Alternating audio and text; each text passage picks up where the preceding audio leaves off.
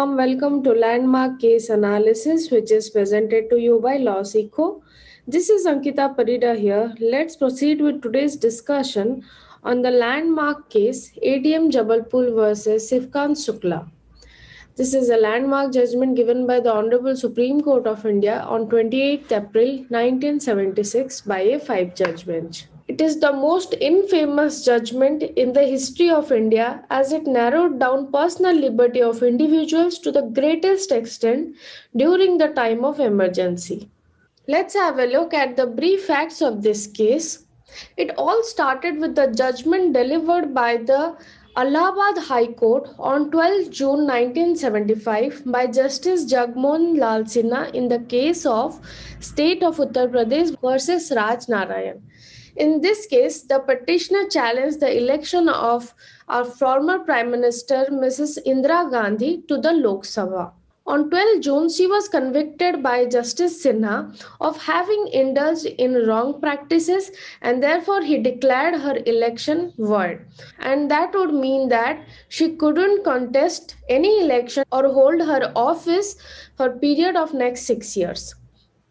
She appealed to the Supreme Court. However, the Apex Court only granted her a conditional stay.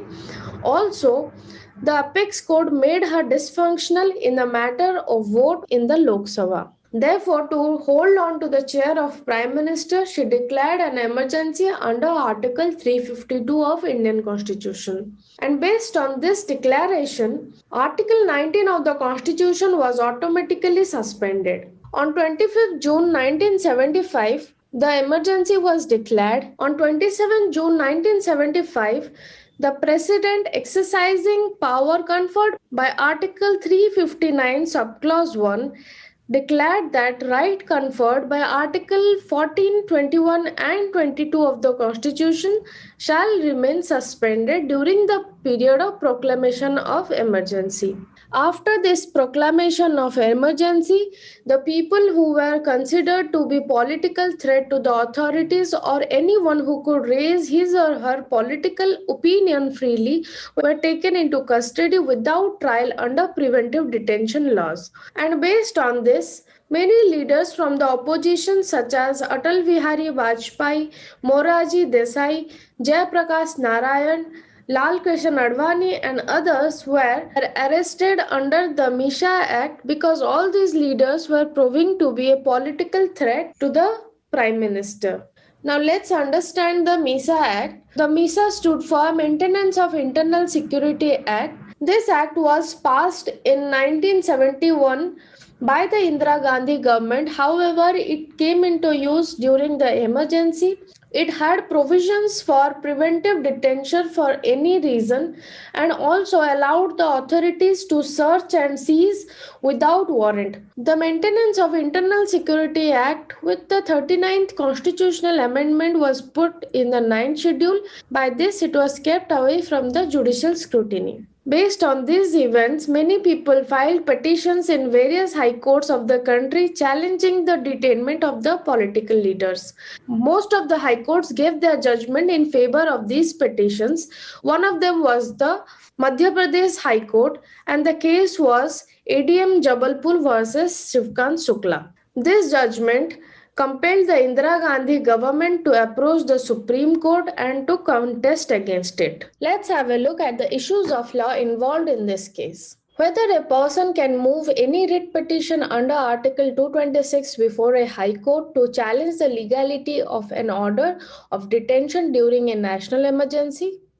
Secondly, whether the Maintenance of Internal Security Act (MISA) is constitutionally valid. Thirdly, whether the right to move to the court for the enforcement of fundamental rights conferred under Part 3 of Constitution is suspended during emergency under Article 359 Subclause 1 and whether it is constitutionally valid. Now let's have a look at the judgment and reasoning given by the court. In this judgment, giving a majority opinion with a 4:1 ratio, the Supreme Court held that based on the situation in the country, that is the emergency, and in view of the presidential order dated 27 June 1975, no person has any locus standi to move any writ petition under Article 226 before the High Court or habeas corpus or any other writ or order to challenge the legality of the order of detention. Secondly, it upheld the constitutional validity of the Maintenance of Internal Security Act. And lastly, the Supreme Court held that when a proclamation of emergency is in operation, the President may declare the right to move to any court for enforcement of fundamental rights under Part 3 may be suspended, and therefore writ of habeas corpus is not at all maintainable in case of proclamation of emergency under Article 359 subclause 1. So this was all about this case. Thank you.